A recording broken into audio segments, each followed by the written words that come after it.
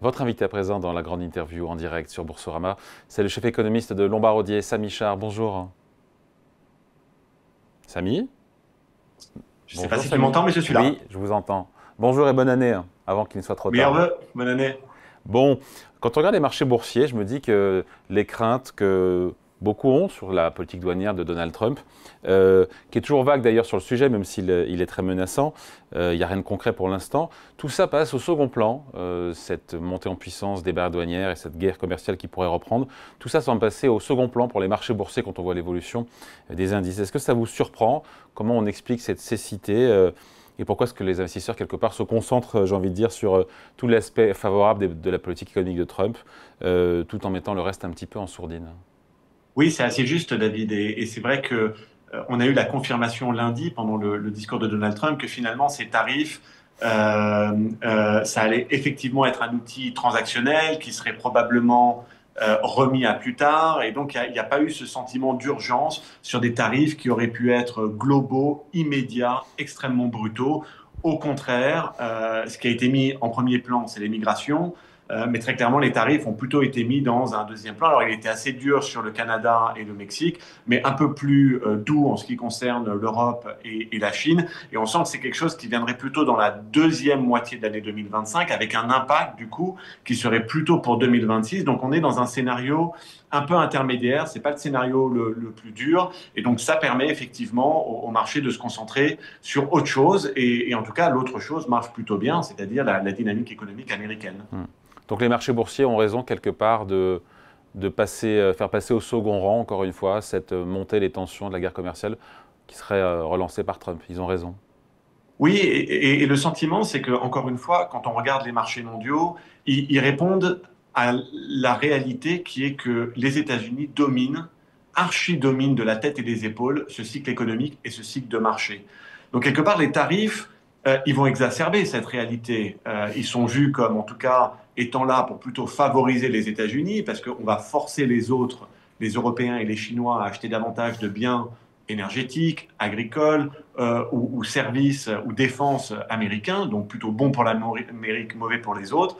Et donc on reste finalement dans une logique où on a un cycle qui est totalement dominé par les États-Unis, des flux financiers et des flux réels qui sont aspirés par les États-Unis. Tout le monde veut développer des facilités de production aux États-Unis. Tout le monde est long le marché américain et est investi dans la technologie américaine. Donc la réalité, c'est qu'on a un mouvement qui est plutôt exacerbé par la nouvelle administration. Mais c'est l'Amérique d'abord. Tout le monde est long, encore une fois, le dollar et les actifs américains. Mais tout C'est le monde plutôt est une lent, juste, confirmation de cette Samy, tout le réalité monde est qu'autre long, chose. tout le monde est haussier. Tout ça est valorisé maintenant, je veux dire, on connaît les marchés ont salué encore une fois l'élection de Trump, on sait qu'il veut baisser les impôts, on connaît son programme, même s'il y a tout un pan, notamment sur la partie guerre commerciale qui n'est pas clair et peut-être différé dans quelques mois. Mais tout ça n'est-il pas déjà valorisé encore une fois par les marchés boursiers? Oui, c'est hyper juste ce que vous dites, David. C'est vrai qu'il y a un facteur de vulnérabilité. Tout ce qui est américain est cher, le dollar est cher, les actions américaines sont chères. C'est tiré évidemment, et en plus il y a ce facteur de concentration, c'est-à-dire que c'est tiré que par un tout petit nombre de très très grosses sociétés. Mais il y a une raison pour laquelle c'est cher. Ces quelques sociétés-là font des profits comme on n'en a jamais vu dans l'histoire de l'humanité. C'est absolument monstrueux la capacité de ces quelques sociétés à générer des profits aussi considérable, et ça continue. Et donc, Donc du c'est coup, cher, mais c'est finalement, justifié. Les actifs américains sont chers, mais c'est justifié. oui, c'est exactement le point où on en est aujourd'hui. Parce que le fait de dire c'est cher, on aurait pu le dire il y a 12 mois, et le marché, il a quand même pris 25%. Donc, on ne peut pas seulement s'arrêter là. C'est cher, mais ça répond au fait que finalement, ces sociétés américaines continuent de délivrer. La question, c'est combien de temps est-ce qu'elles vont réussir à continuer de délivrer une croissance des profits aussi considérable. En gros, le sentiment, c'est que Nvidia est contrainte, elle est obligée quelque part de continuer de développer 50% de croissance des profits par an. Et le sentiment, c'est qu'évidemment, il y a un moment, ça risque de s'arrêter. Et qu'est-ce Mais qui se ce passe moment, on le ne le connaît jour où pas. Nvidia ne fait plus que 40% de croissance de ses profits? Il se passe quoi? Ah, bah, le sentiment, c'est qu'il y aura une grande punition de marché, c'est-à-dire que tous ces flux qui ont été aspirés pour rentrer dans cette partie très très concentrée du marché, ils vont aller chercher finalement ailleurs, ils vont se dire que l'histoire est finie, que ce cycle est fini, et c'est là où on peut avoir une rotation de marché assez violente. Mais Donc il encore peut y une avoir, fois, pardon, il peut y avoir une punition de marché le jour où les résultats. il y aura une punition de marché le jour où cette croissance bénéficiaire américaine, encore une fois, sur ce secteur de la technologie et sur ces quelques sociétés, ne semble plus soutenable. Voilà, ce sera le moment où, en tout cas, on terminera ce cycle. C'est le jour où ces sociétés ne délivrent plus Et on y la est croissance presque. des profits qui permettent de soutenir les prix. On s'en approche ou pas du tout? Alors, on avait le sentiment qu'il y avait un peu un plateau qui était formé en 2018. Et puis on a complètement crevé ce plafond vers le haut. On pouvait sentir que vers 2020-2022, un autre plafond était créé. On l'a complètement crevé ces 2 dernières années. Et donc à chaque fois qu'on pense que ça y est, c'est terminé et que la capacité à générer des profits maintenant est moins bonne, eh bien on retrouve de l'allant. Donc la réalité, c'est que pour l'instant, tout laisse à penser que ça va continuer, en tout cas pendant quelques trimestres. Pardon, je reviens, Samy, sur les propos de Donald Trump sur la guerre commerciale. Il a de nouveau averti le président américain sur une possible taxation de 10% sur les produits chinois importés à compter du 1er février. Enfin, c'est après-demain. On se dit quoi? On se dit que c'est des paroles en l'air, parce que c'est, encore une fois, ça va arriver très vite. On s'inquiète ou on se dit qu'au départ, il avait parlé de 60%, et donc 10%, quelque part, on peut s'en satisfaire? Oui, c'est exactement ça. On sent qu'on est quelque part dans la négociation. Trump va chercher à s'entendre avec les Chinois pour qu'ils achètent plus de gaz de LNG américain, plus aussi de matières premières agricoles très certainement. Vous l'avez très bien dit, David, il avait commencé à menacer les Chinois d'un tarif de 60% sur toutes les importations à partir du premier jour. Et finalement, il commence par 10. Donc on est déjà dans une logique qui est un peu plus graduelle. On commence par 10. Si les Chinois montrent de la bonne volonté, bah peut-être qu'on s'arrêtera là, voire on réduira. Si les négociations n'avancent pas, il passera à 20, il passera à 30. Donc on est quand même sur quelque chose d'un peu plus étendu que la brutalité dont il faisait mention durant sa campagne. Ça confirme qu'il est dans une tactique de négociation. Certains en doutaient, hein. Absolument. Il ne faut pas en douter.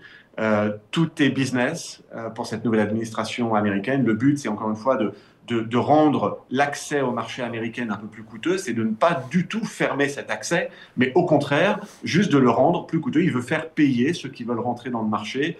Il considérait qu'ils avaient un trop bon prix et un accès trop facile à ce marché américain. Et la réalité, c'est qu'il va juste falloir payer une prime par rapport à ce qu'on payait avant.